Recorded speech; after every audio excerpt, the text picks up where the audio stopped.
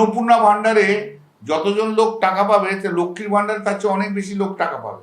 আপনার বাড়িতে যদি স্মার্টফোন থাকে তাহলে আপনি পাবেন না, আপনার বাড়িতে যদি টিভি থাকে, ফ্রিজ থাকে, আপনি পাবেন না, মোটরসাইকেল থাকলে আপনি পাবেন না।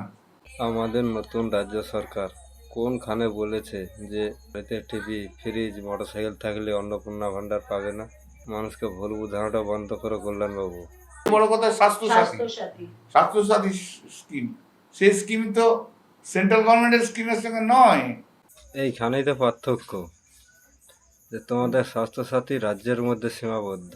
কেন্দ্রের আয়ুষ্মান ভারত প্রকল্প হয়েছে সারা ভারতবর্ষের জন্য। ফেন্সিং এ তো কোনো আপত্তি নেই, করুক না। রাজ্য জমি দেবে কি আছে? তুমি নিজে করো না।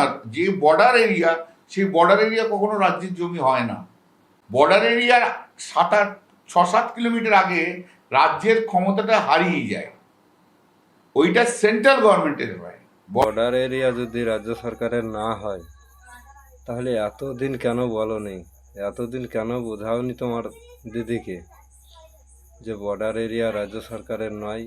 যখন অমিত শাহ, মুখ্যমন্ত্রী শুভেন্দু অধিকারী যখন বলছিল যে রাজ্য সরকার জমি দেয়নি বলে ফেন্সিং করা যায়নি, তাহলে তখন কোথায় ছিলে তোমরা? দিদিকে তোমরা বোঝাতে পারছো না, তাহলে মানুষকে কিভাবে বোঝাবা তোমরা? আমি তো এই কথাটাই বোঝাতে পারছি না। তোমাকে আইনজীবী কে বানাইছিল আমি তাই তো জানি না। বলবো না। আবার খারাপ দিন এসছে, আবার লড়াই করব, আবার পরিবর্তন আমরাই করব মমতা বন্দ্যোপাধ্যায়ের নেতৃত্বে। মমতা বন্দ্যোপাধ্যায় দুটো ইতিহাস, একটা ইতিহাস তৈরি করেছে আর একটা ইতিহাস তৈরি করবে।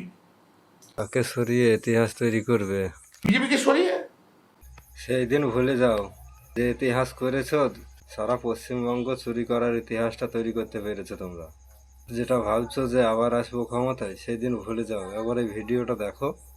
কি করে বিদায় দেব তাই ভেবে পাই না, জানি মেয়ে চলে যাবে তবু মন মানে না। কি করে বিদায় দেব তাই ভেবে পাই না, জানি মেয়ে চলে যাবে তো